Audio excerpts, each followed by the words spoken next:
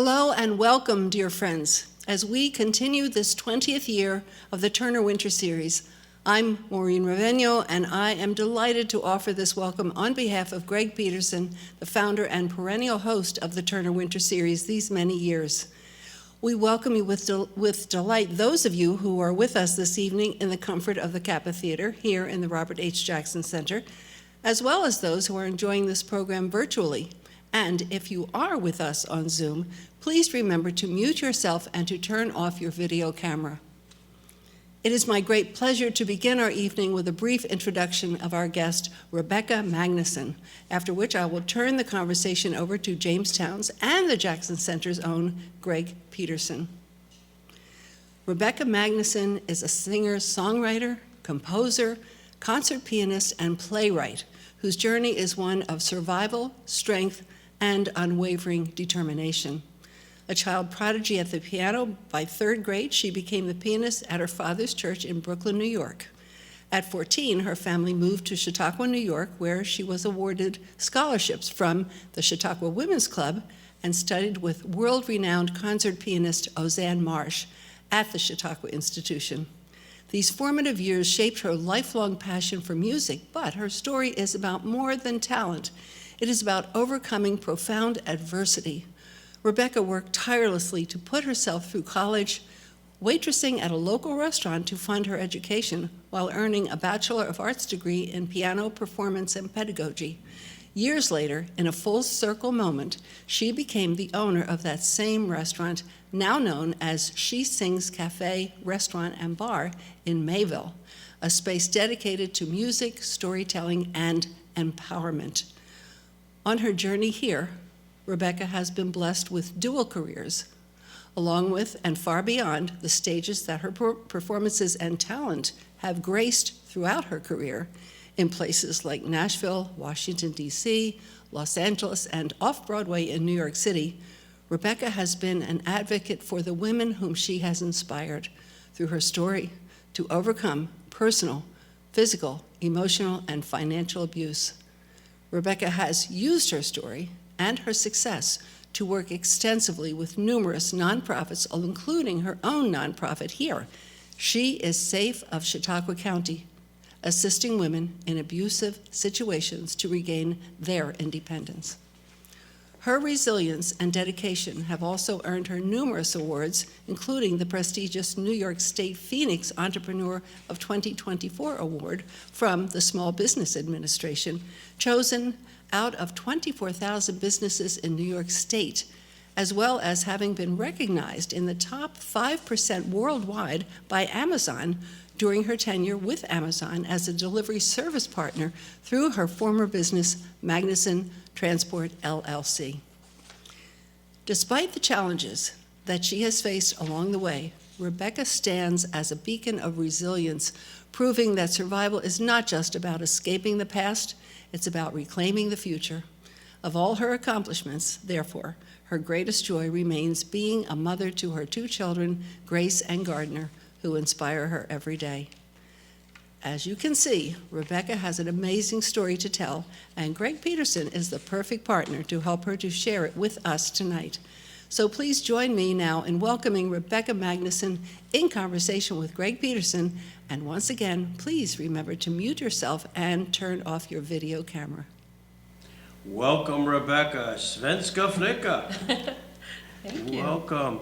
This is so exciting Tack for så us. mycket. Varsågod.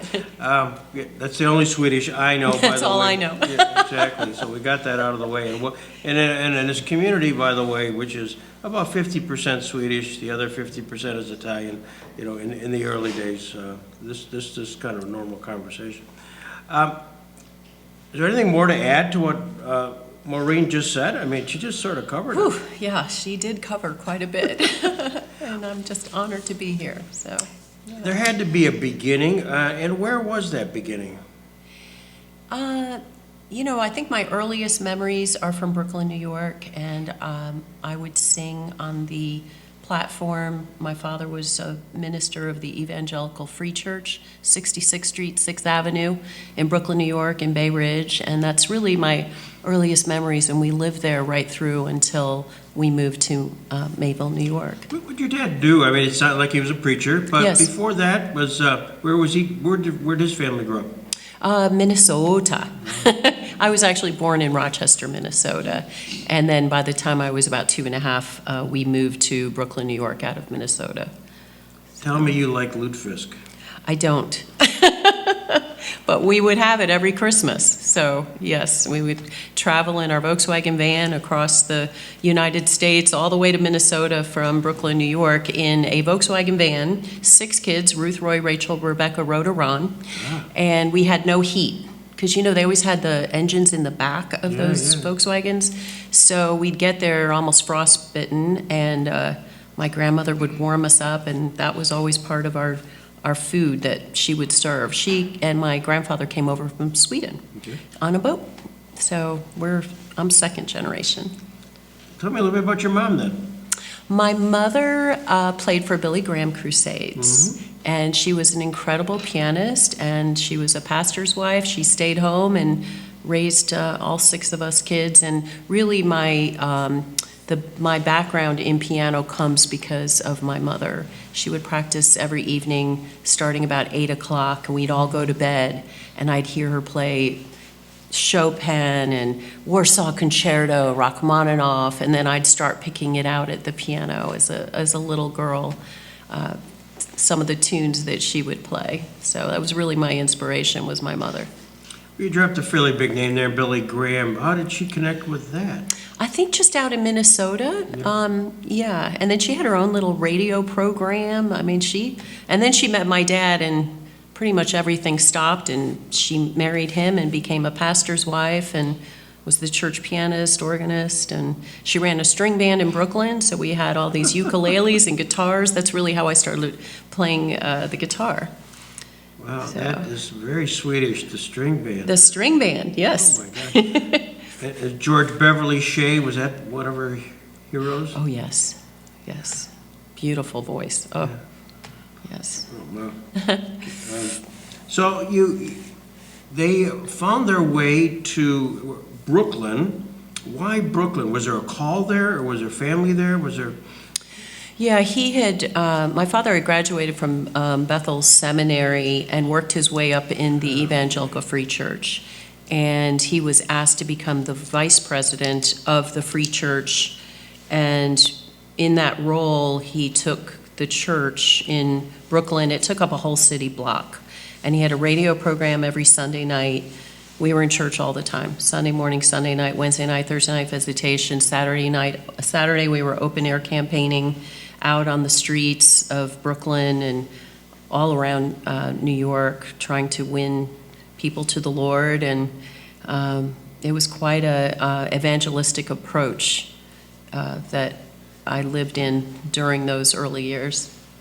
So the call became a big part of your dad's service, was the Yes. come forward, the Billy Graham. Oh, yes. We Part could of it. sing Just As I Am 20 times for the altar call. But, yeah, so. In a sense of irony, serendipity, your dad went to Bethel Seminary in Minnesota, Yes. St. Paul, Minnesota, as did my mother. In a small, Really? small world department. Yeah. He was born in St. Paul, my dad. Yeah, Yeah. yeah. Oh, wow. I wonder if around the same time, possibly. Yeah, maybe she graduated, let's see, in 1949 or something like that. He would have been 58, I think, 57, 58. Yeah. This could be a Anyway. dangerous conversation, like, this is your life. Small right? world. So he's in Brooklyn, and was he a Baptist?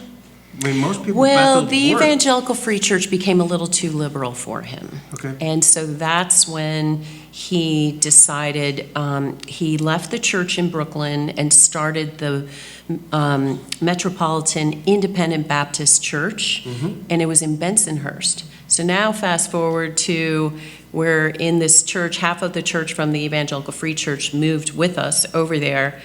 And my dad allowed the FBI to come into our Sunday school building and set up shop. And they did surveillance on Mafia. and brought down, I don't know if it's okay all these years later, I'm sure it's fine. Because That's why Alan Bozer is here. I want you to know that. But I remember going to Sunday school, and there'd be, they'd open a door and close it really quickly, and antennas everywhere, and we were all told, do not go near that room. So, and the mafia would come to my dad's church and think he was just this wonderful Swedish man, pastor that had come into Bensonhurst, and they would come to our services and had no idea that he had agreed to let the FBI come in and do surveillance. Isn't that a crazy story? Yeah, it is. It's like, Were you, were you aware of it at the time? yes, Yeah. but we were sworn to secrecy. There was a lot we couldn't talk about as kids, so we were couldn't talk about our home life. Everything had to be very, very quiet. Loyalty, yeah. Loyalty to your dad? Yes, and to our family, so, yeah. And the reason for not sharing family insights is just... It's really part of my musical. I talk about, some of the abuse that did go on, just physical abuse of the children, not sexual, but yeah, he was very, very hard on us. And so we all acted like everything was fine in church, but at home it was pretty tough. He could be a monster one minute and be this amazing, wonderful pastor, father, loving the next. So you never knew who you were going to get. I don't know how personal to get it, but how did this affect your mom? Her mother had passed away when she was 10, and I think she saw my father as a savior almost to her, because her life became very disjointed. Her father married the woman who was their maid in Waterloo, Iowa. And 6 months after her mother dies, he marries the woman who'd been cleaning their house, and then they had 3 kids. So it was a whole... When she met my dad, he just took over and could do no wrong, and really just became everything that, whatever he believed, she believed. So that must have been really tough on you guys, the 6 of you. Yeah, in ways, but I think we were so young we didn't really fully understand till we got older. Yeah, so. So, this is Brooklyn. He's got a Baptist church now. He's kind of split off. Metropolitan. Baptist church, Bensonhurst, of which is also a surveillance location. And then at your age, 14, he moves to Chautauqua, New York, of all places. Why? Yeah. Well, we started out in Westfield. He took the First Baptist Church in Westfield, New York, and we were there 10 months, and then he stood... Was there a call to him? Yes. Okay. Yes. And he wanted to get out of Brooklyn because my brother had been chased down with a machete, a guy with a machete. My sister had been shoved into, just my older brother and sister were very much at risk, and they went to Fort Hamilton High School, Dyker Heights. These were public schools, junior high and high schools, and I was at PS 185 in Brooklyn, and he just decided that it was just getting too dangerous to be there, and he wanted to kind of slow down a little bit, and so we moved to we were in Westfield first, and then he wiped the dust off his feet as the Apostle Paul, I guess, did in the Bible, and he just felt like it was time to leave, and I'll never forget sitting in that front row at the First Baptist Church in Westfield, and he said, now if you would just let us quietly, my family will leave, and we were going to be going to another church in the area, and he said, he took his shoe off, and he said, and just like the Apostle Paul, I'm wiping the dust off my feet, my shoe. And we all got up and walked out, and then a few weeks later we moved to Mayville, and he took over what they used to call the chicken coop. It was a small basement right up on Academy Street, right off the main drag, and that was Maranatha Baptist Church. And that's where he stayed for the next 25 years till he passed away. So, and that's where most of my high school and college memories come from that home. So, now you're in Chautauqua, you've just literally walked out of Westfield, walked up the Plank Road or whatever the road is. To where all the snow is. Exactly. And you work your way to Mayville, and down the road is a place called Chautauqua Institution. Were you aware of that, and was that a gravitational pull for you? I think it also was for my father. He knew that it was in the area, and I think he felt I had just gotten so far taking piano with my mother, and I was the church pianist by the time I was third grade, and my mom really felt like there wasn't a whole lot more she could teach me. And so I applied, I auditioned for scholarships there and got accepted by the Chautauqua Women's Club. And they gave me a scholarship, and it really did change my entire life. The time that I got to spend at Chautauqua, I would clean houses until I turned 16. Just anything I could do to make money to save so that I could leave Mayville and go get an education. So, and then the day I turned 16, I was hired at Dick's Harbor House. And that's the restaurant I came back all these years later and purchased. So I waitressed my way through high school and college and paid my way through college that way. Was that Lefty Gustafson at the That time? was. And he said, I kept begging him for a job. He said, look, you can come in the day you turn 16. May 20th, I walked in there and had a job. But all my siblings had, my older sister had waitressed there, two of my older sisters. So the Magnusons kind of ran that restaurant. My parents even cleaned it sometimes too, to make some extra money, so, yeah. The poor Lefty probably didn't know it was happening. He was great. Yeah, he was a really good man. Total aside, for those who are watching this and are sports figures, Lefty Gustafson was probably the foremost softball player, fast-pitch softball player in Chautauqua County. Really? Absolutely. I knew he played, but I didn't know, yeah. He was extraordinary. I won't go down that rabbit hole, but it's just a short, small world. So you're there at Chautauqua. Now you're exposed to really high talent, including Professor Marsh. Yes. And what was he like? Very strict, never smiled. Yeah. And he sat really low on his seat. He'd roll it all the way down. And so the keys, I remember, were always almost up to his face, it seemed like, as a kid. And he would play, sitting really low, looking at the keyboard, playing with these massive hands.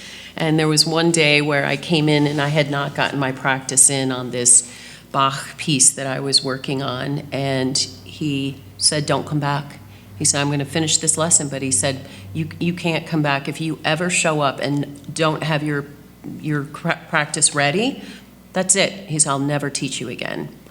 And I was so just, whoa, this is really serious. And I couldn't even believe that I was studying with him. So from then on, I was practicing 5-6 hours a day and waitressing. And so that was a really good lesson as a child, as a young girl to. Aside from the diversions of the waitressing and the cleaning and stuff, was piano it? Did you know that this would be a career for you? I did. Yeah. And songwriting, because I had a lot to say that I wanted to say, and I think the only way to be able to say it, I've learned this even through life, is through art. There's so much in painting or through your music. We can have a voice through our art. So I always knew that I was going to be able to finally have that voice through that music. How do you describe your voice? You mean vocally? Well, just people talk about, I found my voice, and they use the term, and not being a person who can carry a tune, I have no idea what they're talking about. But you found your voice, you found your ability. How do you describe you? Well, I think when I say that I have a voice, I think it's so multifaceted, because there's pain in that voice, there's inspiration in my voice, there's empowerment in my voice, because I've lived so many different situations and I've taken some really tough times, great grief, and I've turned it into something really beautiful through my music. And I think that that's, it wasn't necessarily a goal of mine, but it was my therapy, and it was how I was able to get through these difficult times and turn everything a whole different direction. So, yeah, having a voice is just a whole lot more than just, oh, I found my voice. It's many different parts. Was there somebody along the way who may have read your songwriting or listened to your voice and said, "You got something, kid"? Yeah, I think so. Well, my dad always did. But after college, I knew I needed to move to Nashville, Tennessee, and I'd been teaching school in Washington, D.C., and then I started modeling in New York City. I signed with a major agency there, saved up enough money, and all of a sudden one day I said, I'm out of here, and I moved to Nashville. And there's a gentleman there by the name of Bob Doyle. I went in his office. He's Garth Brooks' business partner. Played for him, and he immediately signed me to a publishing deal, signed my songs, and I think that was the beginning of my music career, where I could actually make some money at it. So. Was he the confidence that you needed? Yes. Yeah. He's still my friend to this day. Yeah. Great guy, yeah. And as they published something, all of a sudden you have a contract. It's a pretty dog-eat-dog world in the music business, especially something like Nashville. How did you find it?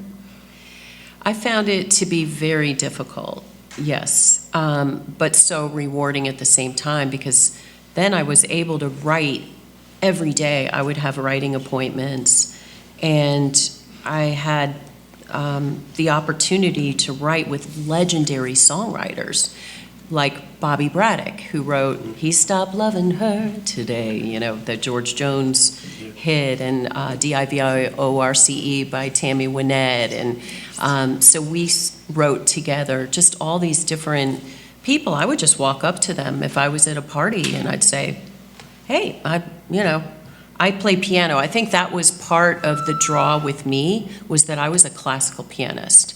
And songwriters come to town and they have the twang and they play 4 chords, 4 majors and a minor, or 3 majors and a minor chord, and they're a country music songwriter. And I'd sit down at a writing appointment and start playing all over the piano. It was like, oh, wow, this is a whole different way to write a song. I love ballads. So I would always say, well, you want to write a ballad? Because I can write a really good ballad at the piano. So, yeah. And first time you heard yourself on the radio, or just actually had something where you could see a product, there was a product. Do you remember that? Yeah, I do. It was actually a Christian song that I wrote with Bob Schieffer, of all things. Do you remember him from CBS? Mm-hmm. He was the... I can't believe the songwriter. I wrote songs with Bob Schieffer, and I had a couple of those get on the radio, and Patty Jo Timmons was another country artist who cut a couple of my songs.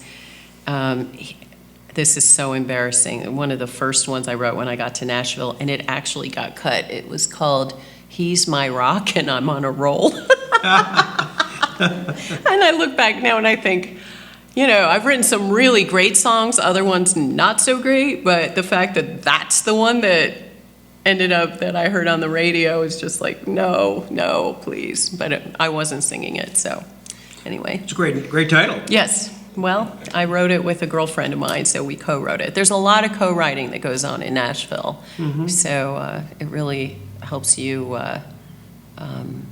your writing skills become better and better, and the bar is so high there for writing that a lot of people just get chewed up and spit out and they leave, and I stuck it out and stayed all the way through until I got married back the late 90s. So, yeah. Did you find a support group in Nashville, or did you find that it was me against the world? Oh, I had a great group of girlfriends, and they're still good friends. We take trips together One of them is Marisa Wayne. She's John Wayne's youngest daughter. Cassie Burns, her dad, passed away when she was 2. Bert Burns, he wrote Twist and Shout, Take Another Piece of My Heart.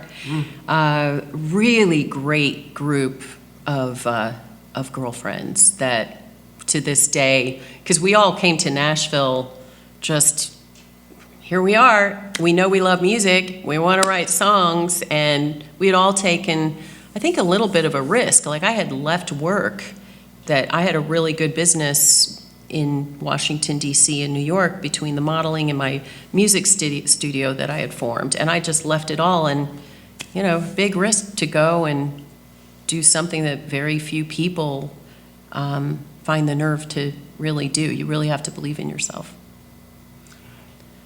Was there a signature song along the way, the kind of that song early on in your career where you kind of fall back to, even today, where you say, you know, when I have to get it's like comfort food. You know, you just, is that song or two for you? That I wrote? Yeah. Yeah, it's called She Sings, and I wrote it all those years ago. And I named a restaurant after it. I've named a musical, a one-woman show after it. I've written I produced a 5-part television documentary.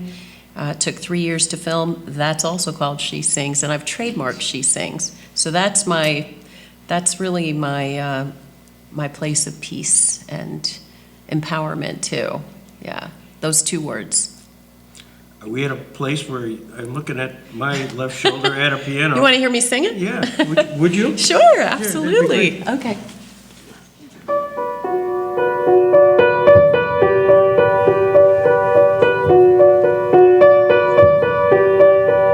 There's nothing shallow about her. Sometimes she walks on water.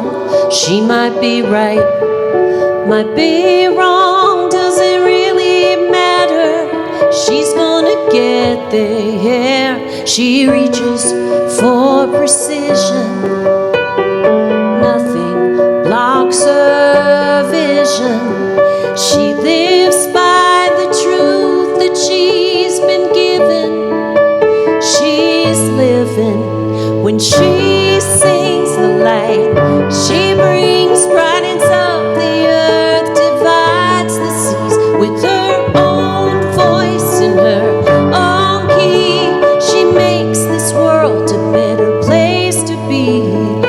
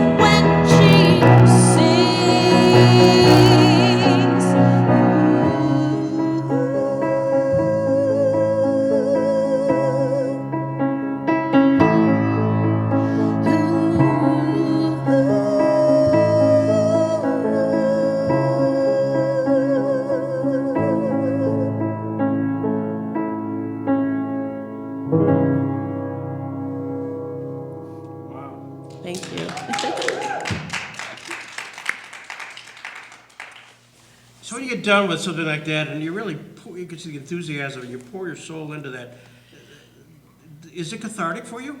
Very much. Yeah.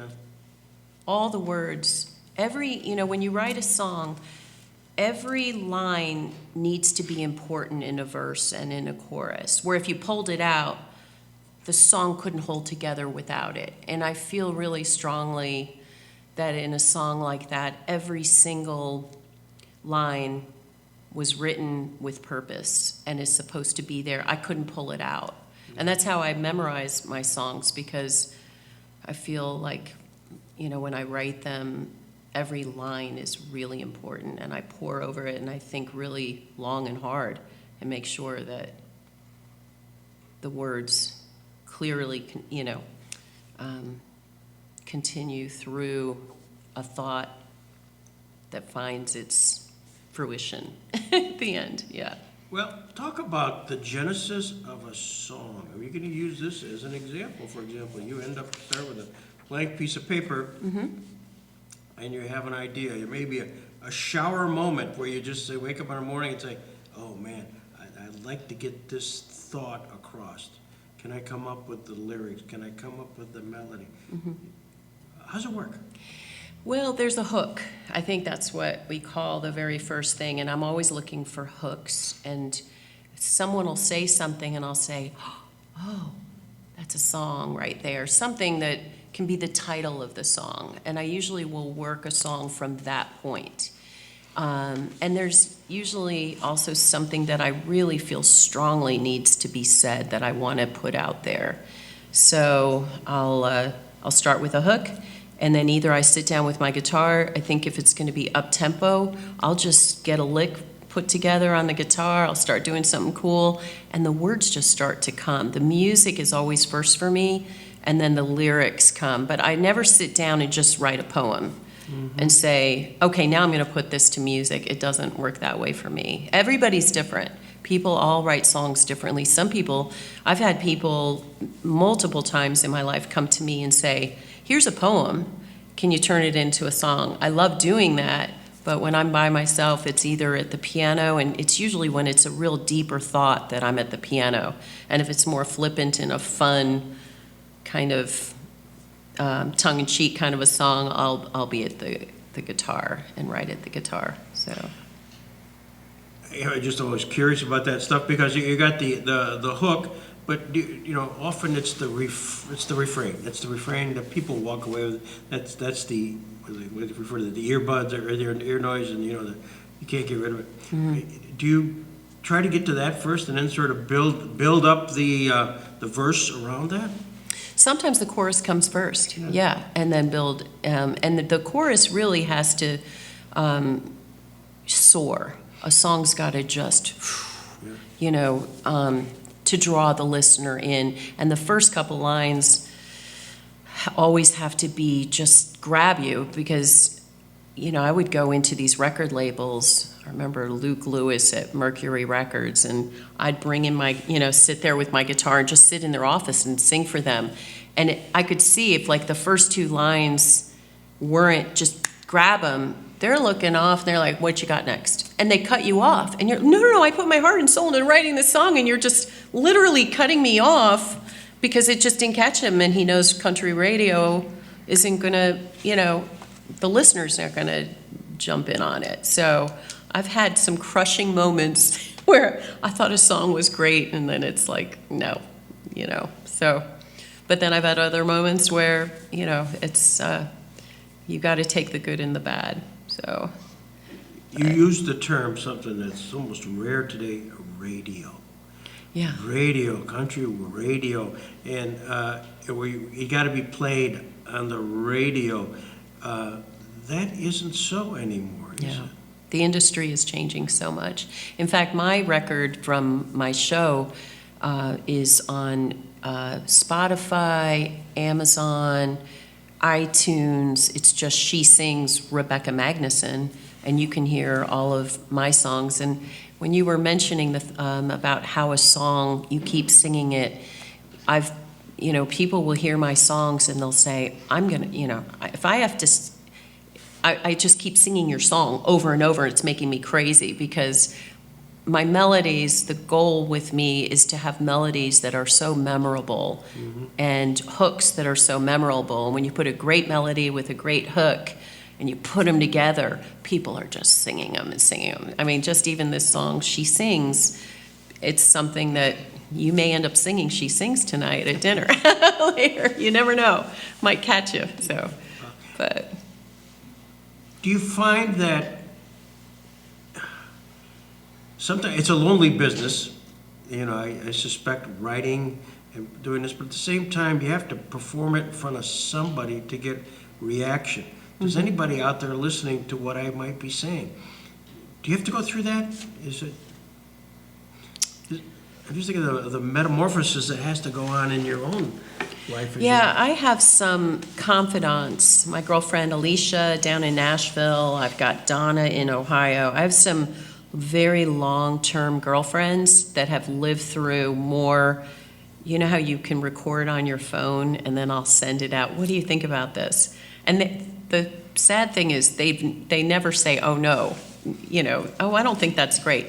They're always, oh yeah, you've got, you know, this is going to be a great song, Rebecca. And eventually I figured it out. I figured, you know, it out. But I do need a sounding board when I first have an idea. And it's a very small group of my girlfriends or my family, Rhoda, Rachel, Ruth. My sisters have had to deal with this for years. And I'm sure there have been times where they heard something and just went, it wasn't quite where it needed to be, but they were still very positive about it. Like, oh yeah, you'll get there. It's going to happen. So, yeah. Are there genres that you have worked in and sort of worked away from, like Christian music, to country music, to, you know, it's hard to pigeonhole it, but have you found that in your own singing I career? used to write when I was living in Nashville back in the 90s. I wrote for country radio, and I would walk in a room at, you know, maybe it was ASCAP or one of the different record labels. They have writing rooms, and then they would connect you with somebody to write with, and you might walk in a room and never have met that person. And you've got to start writing, and we'd say, well, what do you feel like writing? Let's write for Carrie Underwood. Oh, you want to write? Okay, let's write a song for her. And I just got away from all of that because I realized I need to be writing for me, and because that's where it's genuine and authentic, is when it's coming straight from me and something I've experienced. So I really changed at a certain point and decided that I was going to be writing for me, and if somebody else cut it, great, but it needed to be something that I wanted to write that was important to me and not just trying to write for Brad Paisley or, you know, that's what we used to do, so. Well, it sounds like a boiler room effect almost. Oh, yeah. You did that, and It's a machine. yeah. I mean, there are people who write 5 days a week, and they have deals with publishers, and they have a draw, and they have to get a song cut, and works against the draw, and they literally go in and just grind it out day after day. I didn't do that, but I was, you know, writing a whole lot during those years. So you were writing, did they also seek you as a performer? I mean, your voice is extraordinary. Thank you. Visualizing I've seen the Motown type of I played the documentaries, Bluebird. you know, where they had the Funk Brothers, and you have the singers, and you were people, and then writing, you know, for the singers to go down, and then the Funk Brothers would provide the background, and, you know, that machine part of it. Yeah, I had a band back then, but what I really love doing is the writers' nights, and there'll be 4 of us on stage, and each of us sings a song that we wrote. Everything's original music down there. I mean, the cover songs are all down on Broadway where the craziness happens, but in these listening rooms, smaller restaurants and music venues, that's where the real music, the real original songs of the songwriters perform, and that's what I love. That's where the magic happens, in my opinion, when someone's sitting up in a round with me and sings a song and I'm just blown away, like, wow, they just wrote that song, amazing. And then I get to sing my songs and see the response of people to a song that I wrote.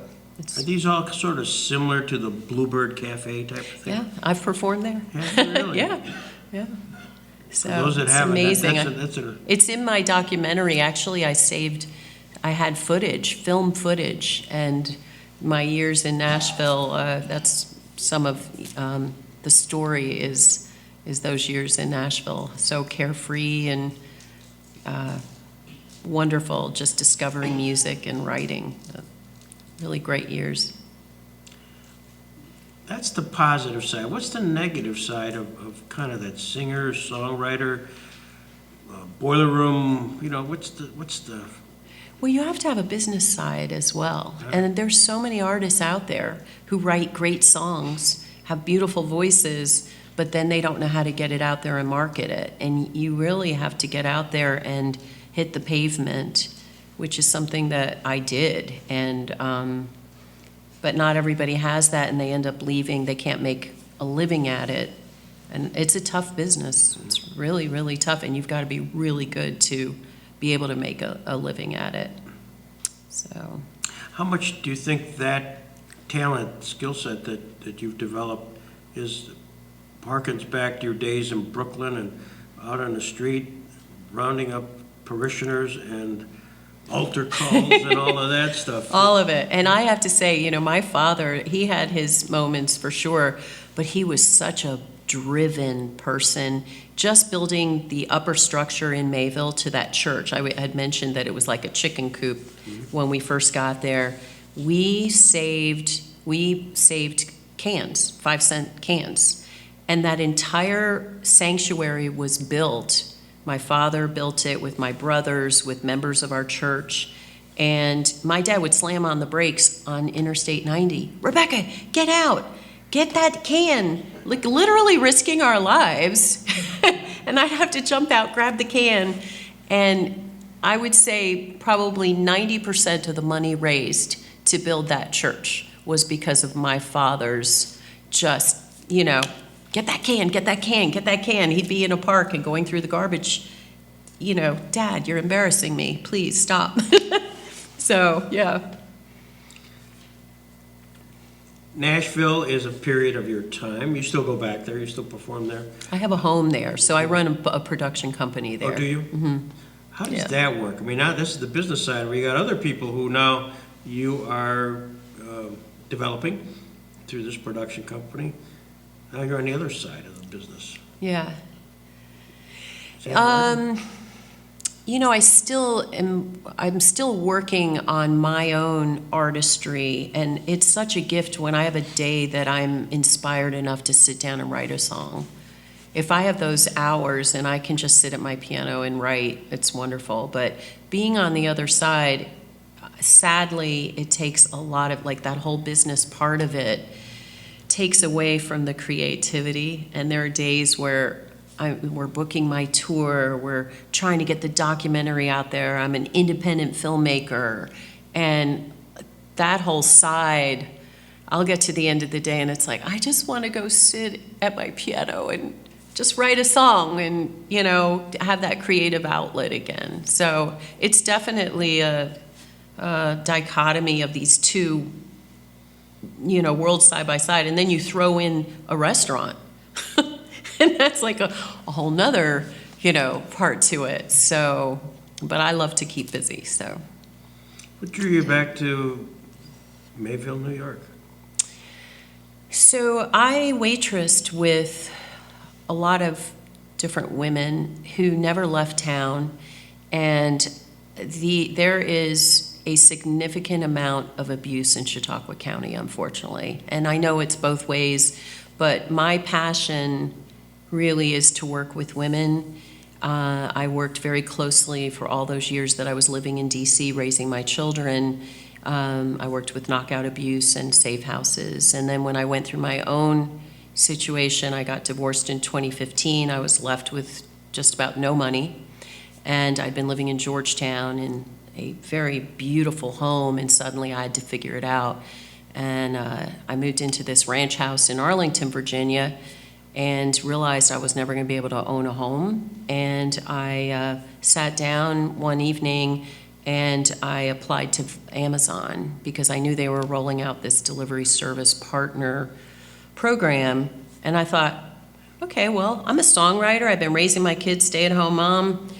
I can do logistics. And next thing I know, it took months to get there and numerous interviews. And then all of a sudden, I think my narrative that was important to them was that I was going to recruit women, many of whom would be from safe houses. So when you ask about, the Mayville situation, I want to empower women to help give them financial footing, because when they're in abusive situations, oftentimes it's a financial thing. For me, it was very financial, where he had all the money and I didn't.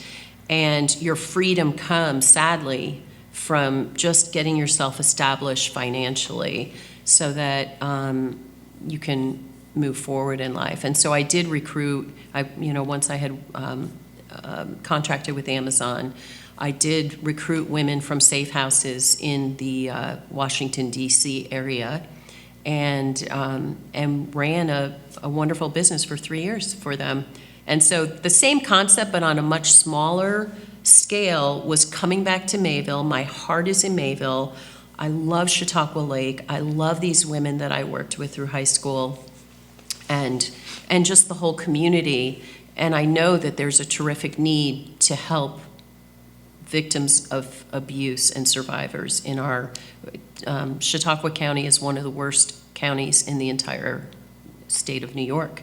So that's why I'm there, and then I formed She Is Safe of Chautauqua County. So the goal is to build a safe house, hopefully. That's our mission, really, is to get enough funding so that we can do that and give them a safe place.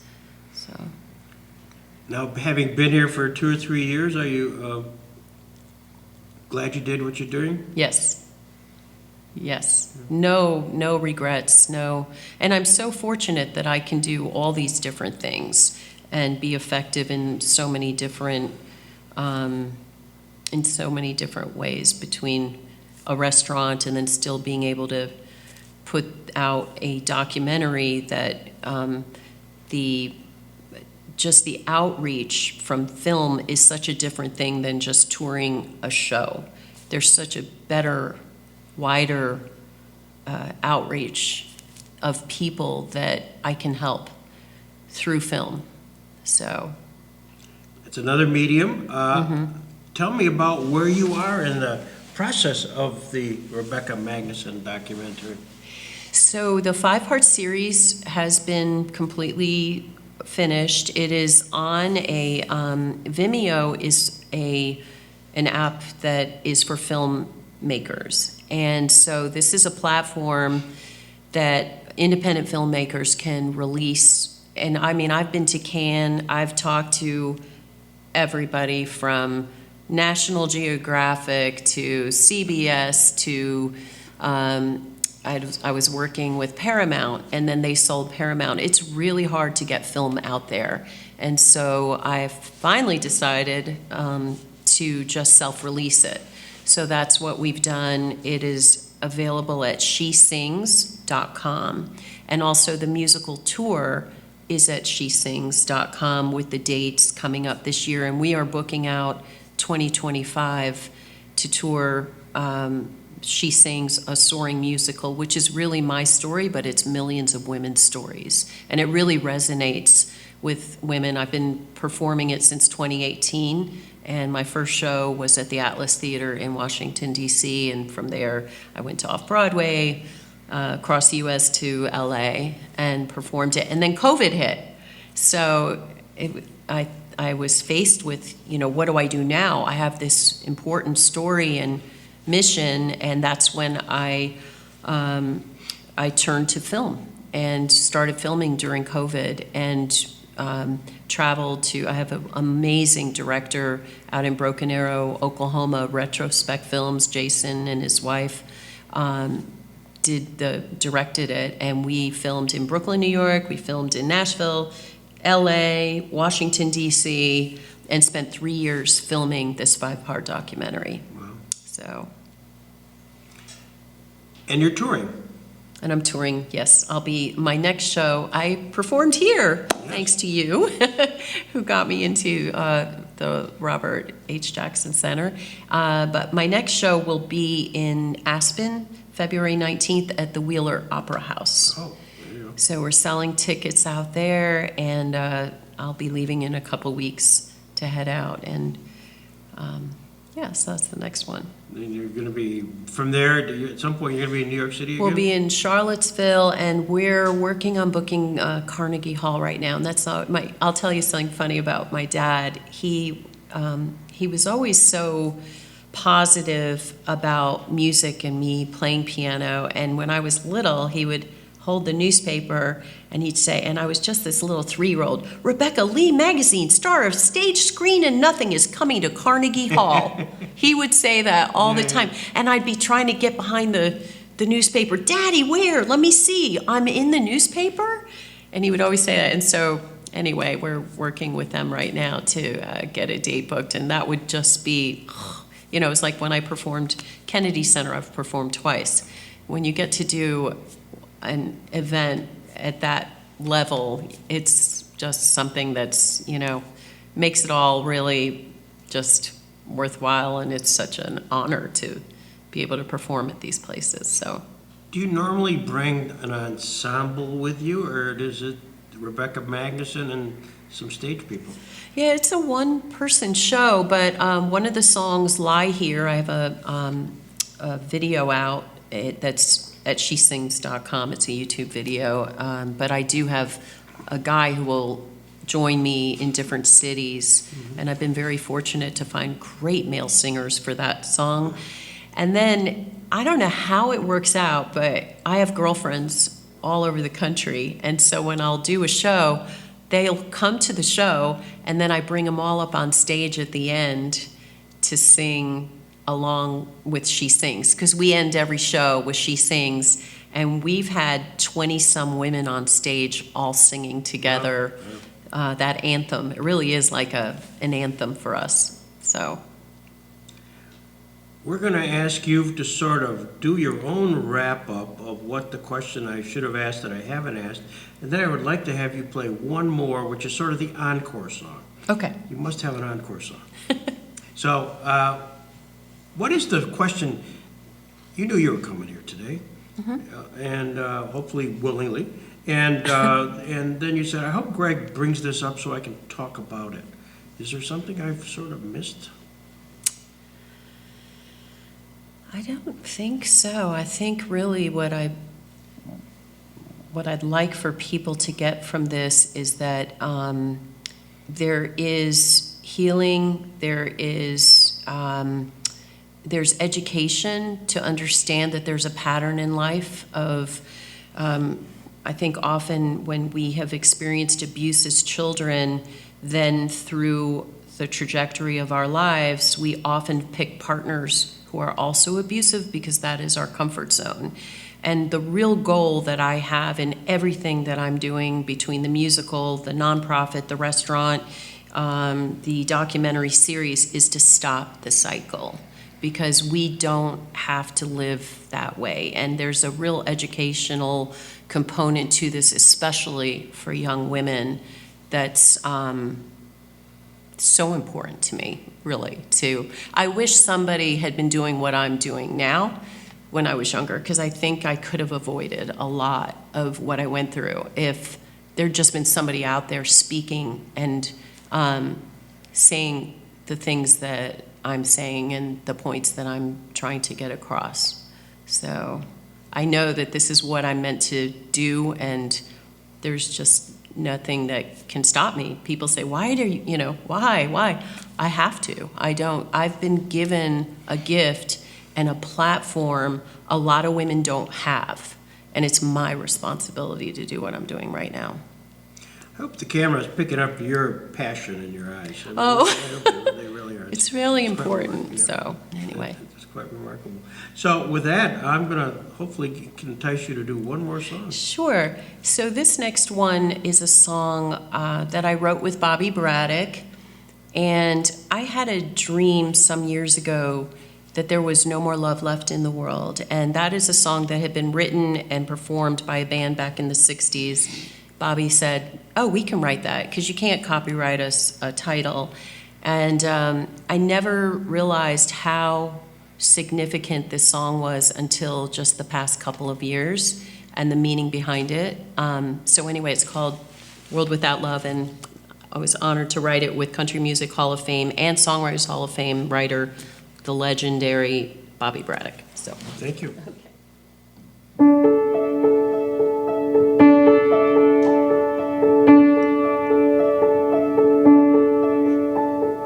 Closer than the closest stars is the planet we call Mars. No sign of life, no sound of laughter in the air. No one to give a helping hand. There's nothing there but rock and sand. And if I had the chance, I wouldn't go there. A world without love, what a dark and distant place that would be. I hope it's something we'll never see, you and me. Just a cold and lonely ball, spinning around for no reason at all. I don't wanna live in a world without love, but not so very far away. I see people every day breaking trust, making lust instead of love that's true. Children who are taught to hate, and nations that annihilate. Oh, I hope and pray that's not what we turn into. A world without love, what a dark and distant place that would be. I hope it's something we'll never see, you and me. Just a cold and lonely ball, spinning around for no reason at all. I don't wanna live in a world without love. It's something that the world still needs. Oh, but it's gotta start with you and me. And I'm not afraid to give, 'cause I'm not gonna live, no, we're not gonna live in a world without love. Oh, what a dark and distant place that would be. I hope it's something we'll never see, you and me. Just a cold and lonely ball, spinning around for no reason at all. I don't wanna live in a world without love. No, I don't wanna live in a world without love.